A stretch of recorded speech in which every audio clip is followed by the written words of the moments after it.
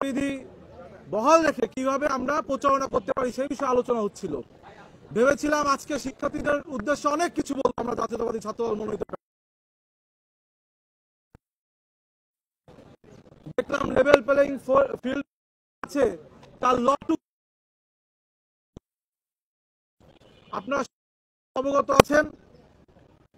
গতকালকে এবং তার আগের দিন ঐক্য প্যানেল বিভিন্ন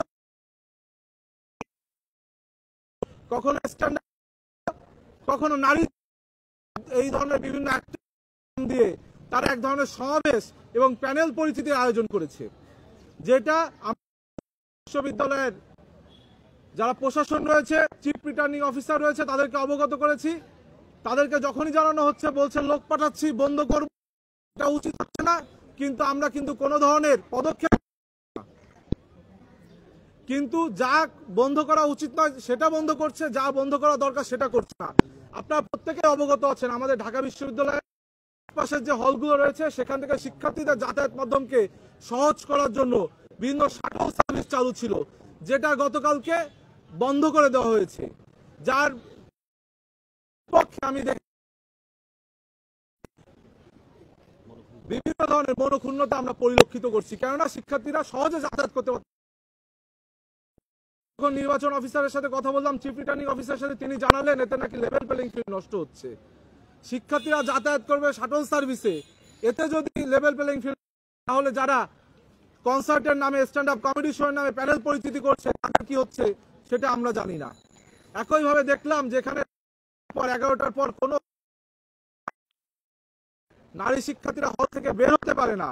কোনো নারী শিক্ষার্থী যদি অসুস্থ হয়ে পড়ে রাত 12টার পরে, সেখানে হল বিশ্ববিদ্যালয় প্রশাসনকে অবহিত করে 1 ঘন্টা প্রসিডিউরের পরে, লেন্দি প্রসেসের পরে,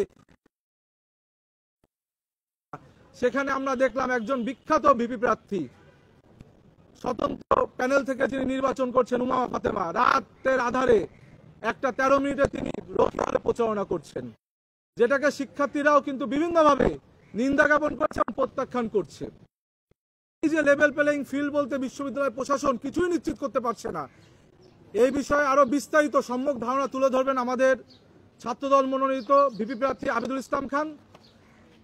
আজকে আমাদের এই প্রেস ব্রিফিং এ উপস্থিত আছেন ঢাকা বিশ্ববিদ্যালয় কেন্দ্রীয় ছাত্র সংসদ প্যানেল 2025-এর ভিপি পদপ্রার্থী আবিদুল ইসলাম খান, জিএস হিসেবে আমি শেখ তানভীর বাড়ি হামিম, মুক্তিযুদ্ধ গণতান্ত্রিক এজিএস হিসেবে তানভীর আল হাদি মায়েদ, মুক্তিযুদ্ধ গণতান্ত্রিক আন্দোলন বিষয়ক সম্পাদক আরিফুল ইসলাম, বিজ্ঞান ও প্রযুক্তি বিষয়ক সম্পাদক এহসানুল ইসলাম, কমন রুম পাঠকক্ষ ক্যাফেটেরিয়া বিষয়ক সম্পাদক চেমন ফারিয়া মেঘলা, আন্তর্জাতিক বিষয়ক সম্পাদক, সাহিত্য সাংস্কৃতিক বিষয়ক সম্পাদক আবু হায়াত মোহাম্মদ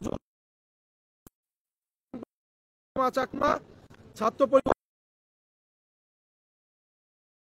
সম্পাদক সৈয়দ ইমাম হাসান অনিক, স্বাস্থ্য পরিবেশ বিষয়ক সম্পাদক আনোয়ার হোসেন, মানবাধিকার বিষয়ক সম্পাদক